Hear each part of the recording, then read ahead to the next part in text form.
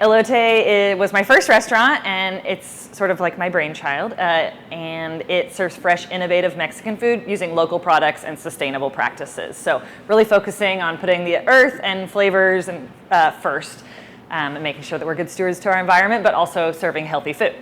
Second, I opened up the Vault. The Vault is in a 1950s auto bank, so it's kind of a throwback mid-century modern space. And so we serve classic American fare and cocktails there.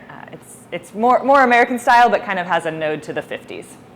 And then lastly, in between Elote and the Vault, a little space came up for rent that only seats about 20 people, and I put a ramen place in there. It's called Roppongi. And originally we just served ramen, but then in Oklahoma summers, it got a little hot and business was down because who wants hot soup in the summers?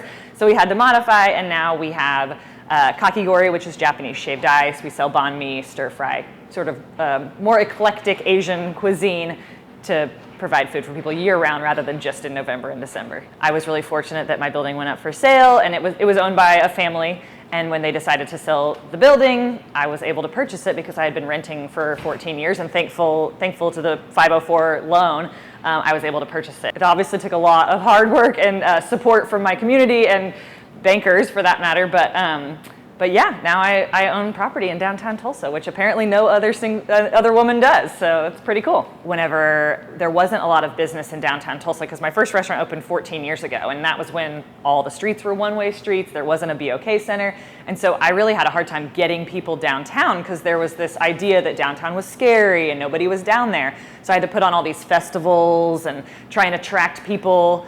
And it worked, but then you have to keep up with all these things that you've created. So that honestly, it was originally the problems were just getting people to come downtown. Once they got here, they tried the food, we gave great service, it wasn't an issue, but the original issue was just getting people downtown. I think one thing about being an entrepreneur is that, you do have to be a business person, you do have to keep up with the day-to-day, but that's not usually what sparks your creativity and keeps you interested. So having fun, new events from time to time keeps my bucket full, so to speak.